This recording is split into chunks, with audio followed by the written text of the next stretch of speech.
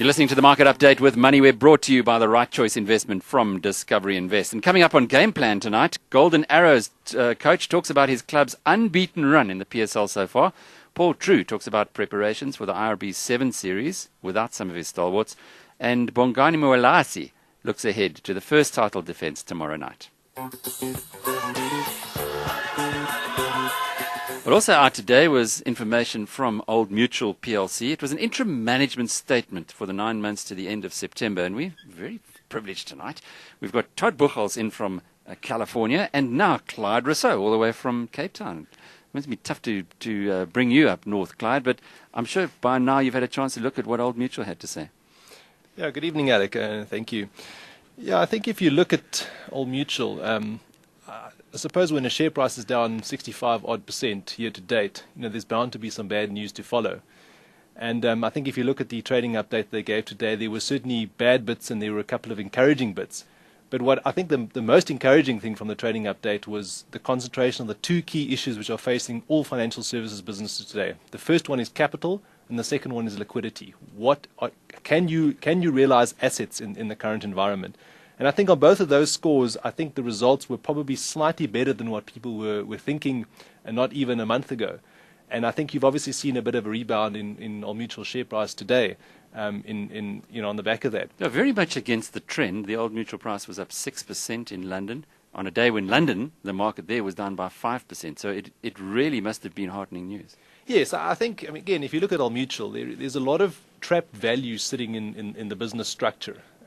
Old Mutual over the last couple of years has been expanding globally, and I guess in a bull market the upside of that is that you have exposures to many interesting growth opportunities. The downside is when you have a financial meltdown like we've had in the last year, you get caught on all fronts, and Old Mutual has had problems in virtually all of their businesses over the last 12 months. The big one though, Clyde, was the business they bought from Sage in the Caribbean. The Bermuda-based business. Yeah, where they offered guaranteed products. Was there any more visibility on that exposure? Well, again, they've taken a bit of a hedge. They've had a mismatch between the underlying portfolio of equities and what they're hedged against.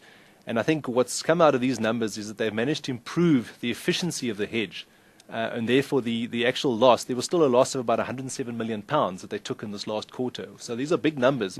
But it was certainly, again, if they had done nothing, I think that number could have been 3 times that size. So, again, I don't think they're out of the woods on that front either, but certainly the news wasn't as bad, and maybe there are some early changes being rung under the new leadership.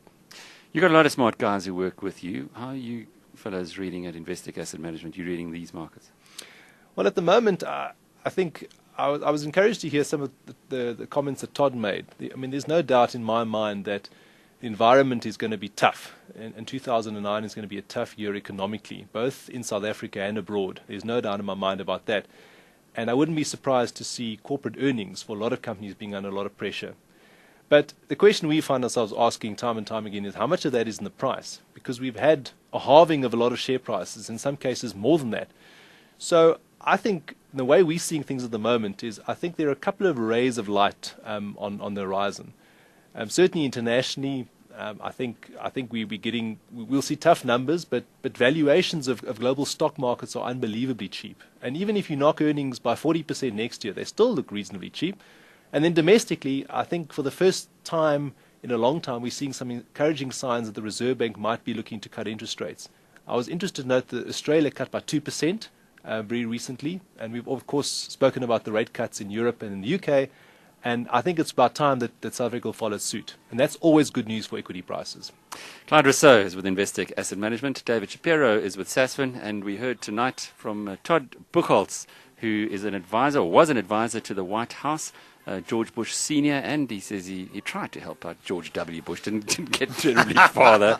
But he wrote a magnificent book called New Ideas from Dead Economists. Wrote it some years ago. He's got another one on the market at the moment, New Ideas from Dead CEOs. Brilliant, brilliant books. And Clyde, you'd appreciate this. He told me the other day he was phoned up by Charlie Munger, who wanted to have a chat with him. Charlie Munger, according to Piet Viljoen, is the brains behind Warren Buffett.